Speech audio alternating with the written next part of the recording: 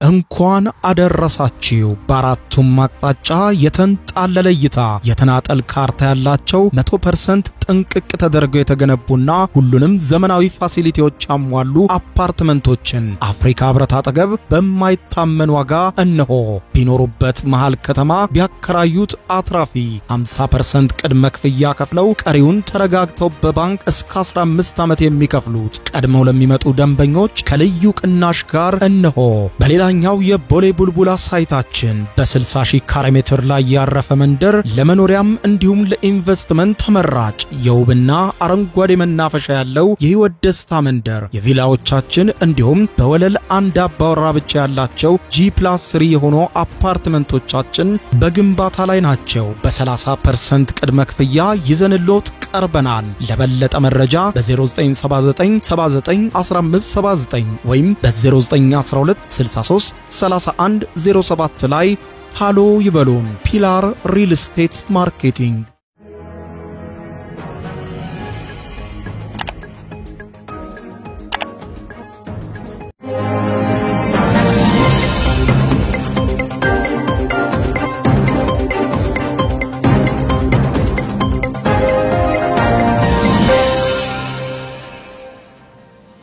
ተናስተልን ክብራትና ክብራን የዩቲዩብ ቻናል ቤተሰቦች የሰዓቱን ሁለት አጫጭር መረጃዎች ይዤ ቀርብ ያለው እስከ ፍጻሜ አብራችሁኝ ቆዩ። በዚህ ሰዓት የመረጃ ጊዜ መጀመሪያ የምታደምጡት መረጃ አቶ ጌታቸው ረዳ ቃለ ምልልስ አድርገዋል። አቶ ጌታቸው ረዳ በቃለ ምልልሳቸው ስለ ህዝባዊ ወያኔ ሓርነት ትግራይ ህወሓት የጦርነት ዝግጅት፣ ስለ ኤርትራም እንዲሁ ዝግጅትና ስለ ቀይ ባህር በአጠቃላይ ከህወሓት ጋር ስለነበራቸው የቀድሞ ግንኙነት በተመለከተ በሰፊው ዝርዝር ማብራሪያ የሰጡበት ቃለ ምልልስ ወጥቷል። ዝርዝሩን በተመለከተ ማስደምጣችሁ ይሆናል። በጣም በርካታ ነገሮችን አንስተዋል። የአሜሪካው ፕሬዝዳንት ዶናልድ ጄ ትራምፕንም በሚመለከት ጭምር ጥያቄ ቀርቦላቸዋል። የአቶ ጌታቸው ረዳ በርካታ መረጃዎችን የሰጡበት የኤርትራና የህወሓትን የጦርነት ዝግጅት በተመለከተ በርካታ ጉዳዮችን ያነሱበት መግለጫ አስደምጣችኋለሁ። በሌላ በኩል ሐማስ ይህንን እቅድ ካልተቀበለው እስራኤል ሙሉ እርምጃ በጋዛ ላይ እንድትወስድ የፈለገችውንም እንድታደርግ ረዳታለሁ ሲሉ ዶናልድ ጄ ትራምፕ የተናገሩበት የሰላም እቅድ ብለው ያወጡትን እቅድ እስራኤል እንደተቀበለች ከትናንት በስቲያ በኔታንያሁ በኩል መገለጹ አይዘነጋም ከዋይት ሃውስ። ነገር ግን አሁን ላይ የሐማስ ከፍተኛ ባለስልጣን ሐማስ እቅዱን የመቀበሉ ነገር በጣም ዝቅተኛ እንደሆነና በርካታ ሐማስ የማይፈልጋቸው ነገሮች በእቅዱ ውስጥ እንዳሉ ገልጸዋል። ሐማስ በይፋ ባያስታውቅም በሌላ በኩል ደግሞ የእስራኤሉ ጠቅላይ ሚኒስትር ቤንያሚን ኔታንያሁ እቅዱን ተቀብያለሁ ካሉ በኋላ ወደ ሀገራቸው እስራኤል ሲመለሱ በማህበራዊ ትስስር ገጻቸው ላይ ባሰፈሩት ቪዲዮ በስምምነት ውስጥ ያሉ ሐሳቦችን እንደማይቀበሉ ዋናው ነገር በተለይም ደግሞ የፊሊስጤም ሀገርነትን ፈጽመው እንደማይቀበሉ ገልጸዋል። ይህም የትራምፕ የሰላም እቅድ ከወዲሁ ውድቅ መሆኑን የሚያሳይ ነው ተብሏል። ጉዳዩን በተመለከተ በዝርዝር የማስደምጣችሁ ይሆናል። እስከ ፍጻሜ ቆዩ። ዝርዝሩን አድምጡ ግብዣዬ ነው። ወደ መረጃዎቹ አለፍኩ። አብረን እንከታተለው። በቀድሚያም የጠቅላይ ሚኒስትር ዶክተር አብይ አህመድ የምስራቅ አፍሪካ ጉዳዮች አማካሪና የቀድሞ የህወሓት አባል አቶ ጌታቸው ረዳ ህዝባዊ ወያኔ ሓርነት ትግራይ ህወሓትና ኤርትራ ትብብር ለመፍጠር እየሞከረው መሆናቸውን በመግለጽ የቀድሞ የትግል አጋሮቻቸውን እስከ መጨረሻው ድረስ እንደሚፋለማቸውና ጦርነት ቢነሳ ግንባር ወርደው የቀድሞ ጓዶቻቸውን እንደሚዋጓቸው ተናገሩ። የህዝባዊ ወያኔ ሓርነት ትግራይ ህወሓት የረጅም ጊዜ አመራርና የጦርነት ፊት የነበሩት ህዝባዊ ወያኔ ሓርነት ትግራይ ህወሓትና በፌደራል መንግስቱ መካከል በነበረው የፕሪቶሪያ የሰላም ስምምነትም ህወሓትን ወክለው የነበሩት ቁልፍ ተደራዳሪ ብሎም የትግራይ ክልል ጊዜያዊ አስተዳደርና በአሁኑ ወቅትም በፌደራል መንግስቱ ውስጥ የጠቅላይ ሚኒስትር ዶክተር አብይ አህመድ የምስራቅ አፍሪካ ጉዳዮች አማካሪ ሚኒስትር የሆኑት አቶ ጌታቸው ረዳ ግሎባል ፓወር ሺፍት በተባለ ፕሮግራም ላይ ቀርበው ባደረጉት ቃለ ምልልስ በኢትዮጵያና በአፍሪካ ቀንድ ፖለቲካ ላይ የተለያዩ ጉዳዮችን ሲያነሱ ከፕሪቶሪያው የሰላም ስምምነት በኋላ በትግራይ ክልል ስላለው የሰላም ሁኔታ እንዲሁም በህወሓት ውስጥ ስለተፈጠረው ክፍፍልና ስለ ኤርትራ የጦርነት ዝግጅት፣ የቀይ ባህር መዳረሻ ብሎ የህዳሴው ግድብ ቀጠናዊ ተጽዕኖን በሚመለከት ሰፊ ማብራሪያ መስጠታቸው ተመልክቷል። አቶ ጌታቸው ረዳ ከዚህም ባለፈ በቃለ ምልልሱ ላይ በትግራይ ክልል የነበረውን የጦርነት ውድቀት እንዲሁም ከቀድሞ የትግል ጓዶቻቸውና ከህዝባዊ ወያኔ ሓርነት ትግራይ ህወሓት አመራሮች ጋር የተፈጠረውን ፍቺ ብሎ ቀሪው የህዝባዊ ወያኔ ሓርነት ትግራይ ህወሓት አመራር ከኤርትራ ጋር እየፈጠረ ያለውን ግንኙነት በሚመለከት ማብራሪያ የሰጡ ሲሆን በቅርቡ ግንባታው በተጠናቀቀው የታላቁ ህዳሴ ግድብ ስኬትም ፋይዳው ከኢኮኖሚ በላይ መሆኑን በአባይ ላይ ሊገነባ የሚችለውን ትልቁን ግድብ ከውጪ የገንዘብ ድጋፍ ሳንጠይቅ በራሳችን መገንባታችን ለዓለም አቀፉ ማህበረሰብ ከዚህ በኋላ ከዚህ ያነሱ ፕሮጀክቶችን እንዳንሰራ ልትከለክሉን አትችሉም የሚል ግልጽ መልእክት የሚያስተላልፍ መሆኑን ጠቅሰው በኢኮኖሚ ረገድ ግድቡ ለኢትዮጵያ ኃይል አቅርቦት ወሳኝ ሲሆን በስነ ልቦና ረገድም ግድቡ ይቻላል መንፈስ ያሳየና የውጭ ጥገኝነትን የሰበረ ለወደፊትም ፕሮጀክቶች መንገድ የጠረገ ድል ነው ሲሉ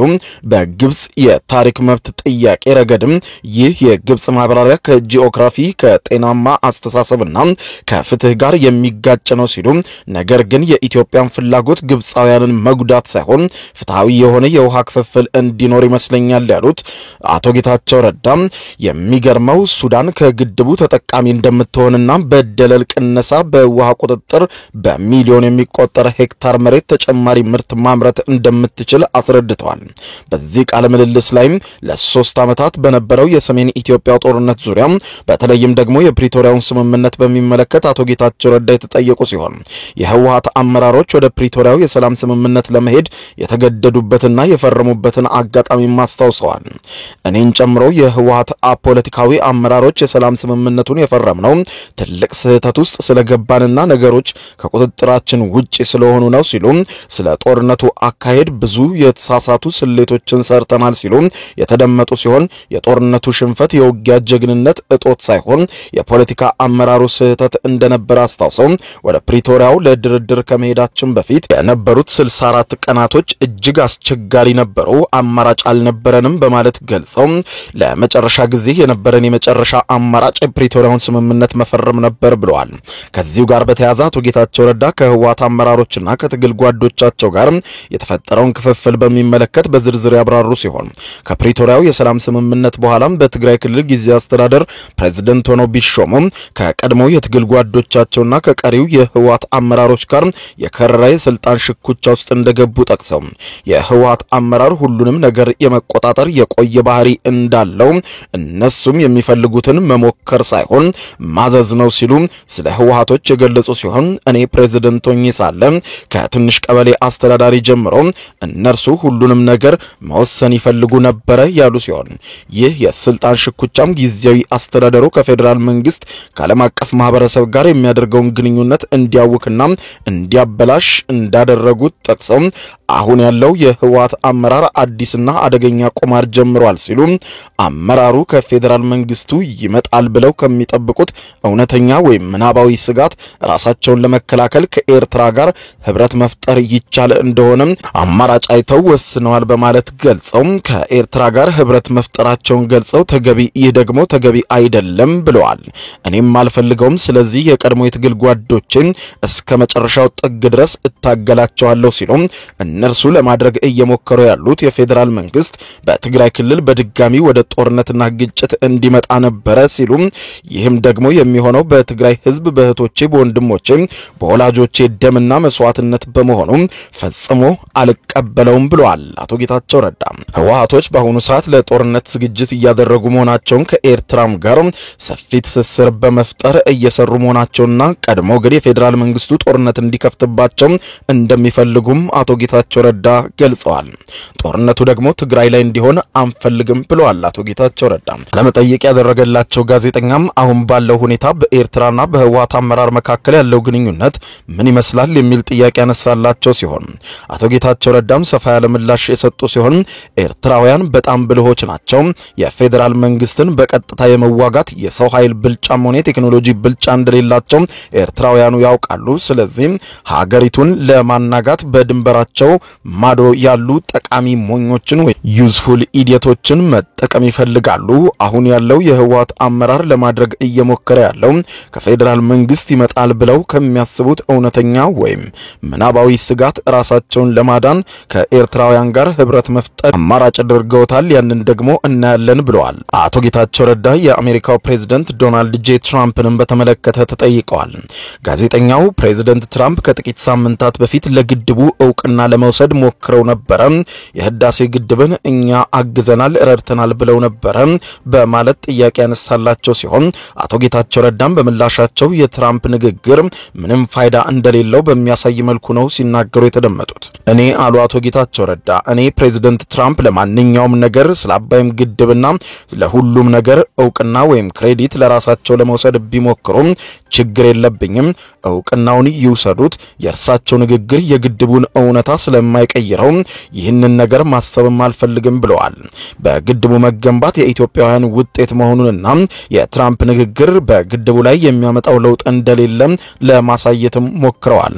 በመጨረሻም ከትናንት በስቲያም በእስራኤሉ ጠቅላይ ሚኒስትር ቤንያሚን ኔታንያሁና በአሜሪካው ፕሬዝዳንት ዶናልድ ጄ ትራምፕ በኩል ስምምነት የተደረሰበትና የትራምፕ የሰላም እቅድ ይፋ ከተደረገ በኋላ በይፋ ሐማስ ምላሽ እስኪሰጥ እየተጠበቀ ነበር። የአሜሪካው ፕሬዝዳንት ዶናልድ ትራምፕ ይህንን የሰላም ሐሳቤን ሐማስ ካልተቀበለው እስራኤል ማንኛውንም አይነት እርምጃ በጋዛ እንድትወስድ እፈቅዳለሁ፣ እስራኤልንም እንደከዚህ ቀደሙ ደግፋታለሁ ሲሉ ተናግረው ነበር። ታዲያ ዛሬ ከደቂቃዎች በፊት የሐማስ ባለስልጣን የትራምፕ የሰላምን እቅድ የፊሊስጤምን ህዝብን ፍላጎት ችላ ያለ ሲሉ አጣጥለውታል። አንድ ከፍተኛ የሐማስ ባለስልጣን የፕሬዝዳንት ዶናልድ ጄ ትራምፕ የጋዛ የሰላም እቅድ የእስራኤልን ፍላጎቶች የሚጠቅምና የፊሊስጤምን ህዝብ ፍላጎት ችላ ያለ በመሆኑ ቡድኑ አይቀበለውም ወይም ላይቀበለው ይችላል በማለት ለቢቢሲ ገልጸዋል።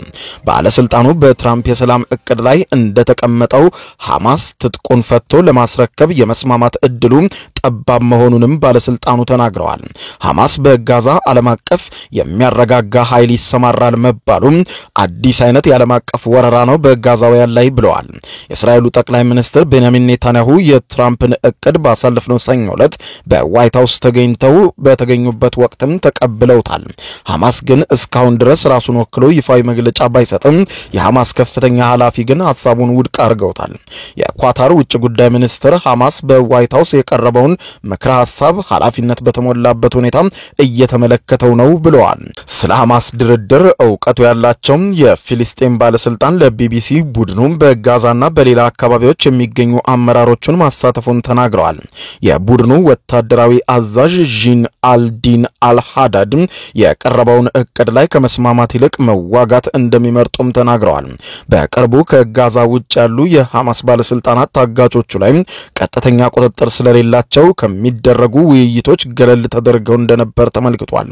በርካታ ቀናትም ይወስዳል ተብሎ የሚጠበቀው የሐማስ ድርድር ሌሎች የፊሊስጤም አንጃዎችንም አካቷል ተብሏል። በመስከረም 26 ጥቃት ላይ የተሳተፈውና የተወሰኑ የእስራኤል ታጋቾችን ይዞ የነበረው የፊሊስጤሙ ፒአይጄ በመባል የሚታወቀው ታጣቂ ቡድን እቅዱን ማክሰኞ ዕለት ውድቅ አድርጎታል። ሐማስ እቅዱን ለመቀበል ከባድ የሚያደርግበት ብቸኛ መደራደሪያው የሆነው ታጋቾች ሁሉንም በአንድ ጊዜ እንዲያስረክብ የሚለው ክፍል ነው። ምንም እንኳን ፕሬዝዳንት ዶናልድ ጄ ትራምፕ እቅዱን ቢደግፉትም እስራኤል ታጋቾቹን ከተቀበለች በኋላ በቅርቡ ዶሃ ላይ የሐማስን አመራሮች ለመግደል የአሜሪካን አለመስማማት ችላ በማለት እንዳደረገችው ወታደራዊ ዘመቻዋን ልትቀጥል ትችላለች የሚለው የእስራኤል አለመታመንም ከፍተኛ ጥርጣሬ በሐማስ ላይ እንደፈጠረም ተገልጿል። ከዚህ በተጨማሪ የትራምፕ አስተዳደር ይፋ ያደረገው የጋዛ ካርታ አካባቢውን ከግብጽ ጋር በሚዋሰንበት ደቡባዊ ክፍል ከወታደራዊ እንቅስቃሴ ነፃ ቀጠና እንደሚገነባም ያሳያል። ይህ እንዴት እንደሚተዳደር ግን ይፋ ያልሆነ ሲሆን እስራኤል የምትሳተፍበት ከሆነ አለመግባባት መነሻ መሆኑ እንደማይቀርም ገልጸዋል። የእስራኤሉ ጠቅላይ ሚኒስትር ቤንያሚን ኔታንያሁ ምንም እንኳን ከሰኞ ዕለት በእቅዱ ላይ መስማማታቸውን ቢገልጹም ኔታንያሁ የእቅዱን በርካታ አካላት ወደ ጎን ሲሉ ተስተውለዋል። በማህበራዊ ትስስር ገጻቸው ላይ ባጋሩት የቪዲዮ መልእክትም የእስራኤል ወታደሮች በጋዛ እንደሚቆዩና የፊሊስጤም ሀገርነትንም በኃይልም ቢሆን እንደሚቃወሙ ተናግረው ፊሊስጤም ሀገር አትሆንም ሲሉ ስምምነቱን ተቀብያለሁ ካሉ በኋላም ገልጸዋል። ይህ ከትራምፕ እቅድ በተቃራኒ የቆመ የኔታንያሁ ሐሳብ ነው። በትራምፕ እቅድ ላይ የእስራኤል ጦር ሙሉ በሙሉ በጋዛ ለቆ እንደሚወጣ የሚያስቀምጥ ሲሆን እቅዱ በተገቢው ሁኔታ ተግባራዊ ከሆነ የፊሊስጤማውያን ራስን በራስ የማስተዳደርና የሀገርነት ጥርጊያ መንገድ እንደሚከፍትም አስቀምጠዋል።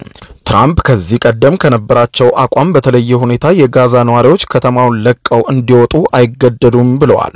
ነዋሪዎች እዛው እንዲቆዩ እናበረታታለን፣ የተሻለች ጋዛን እንዲገነቡ እናግዛቸዋለን ብለው ነበር። ኔታንያሁም እቅዱን ተቀብያለሁ ካሉ በኋላ ባስተላለፉት የማህበራዊ ትስስር ገጻቸው የቪዲዮ መልእክት ግን ሐሳቡን እንዳልተቀበሉት አመላካች ነው።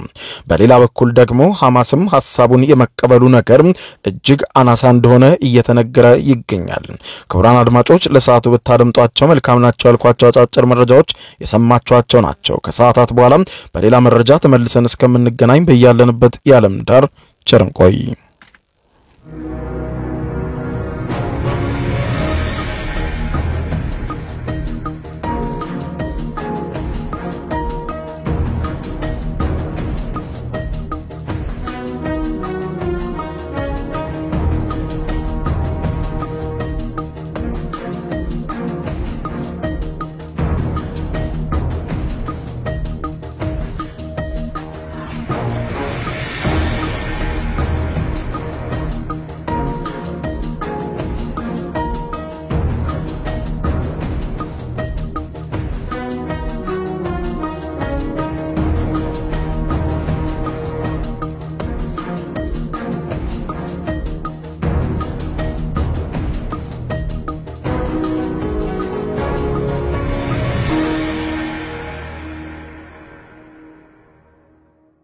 የዩቲዩብ የስኬት ሚስጥሮችን በዝርዝር የያዘው የአቤል ብርሃኑ የወይኗ ልጅ መጽሐፍ ሁለተኛ እትም በገበያ ላይ። ዩቲዩብ ለመጀመር በአጭር ጊዜ ስኬትን ለመቀዳጀት አስበዋል? ዩቲዩብ ብጀምር ስንት ብር አገኘሁም ብሎ አስበዋል? እንግዲያውስ በዩቲዩብ 2 የወርቅ 3 የብር ሽልማቶችን ያገኘው የአቤል ብርሃኑ የወይኗ ልጅ የዩቲዩብ ሚስጥሮች መጽሐፍ በዝርዝር ሁሉንም ያብራራሉታል። ዛሬውኑ ገዝተው ህልሞን እውን የሚያደርጉበትን የዩቲዩብ የስኬት መንገድ ይጀምሩ። በሀገር ቤት አከፋፋይ አዲስ አበባ ሜክሲኮ ኮሜርስ መጽሐፍት መደብር። በውጭ ሀገራት ለምትገኙ ከአማዞን ላይ ብታዙ በቀናት ውስጥ ደጁ ይደርሳል። የአማዞን ሊንኩን እዚህ ቪዲዮ ኮሜንት ላይ ያገኙታል። የዩቲዩብ ሚስጥሮች፣ ዘመኑ ጋር ተፈላጊ መጽሐፍ።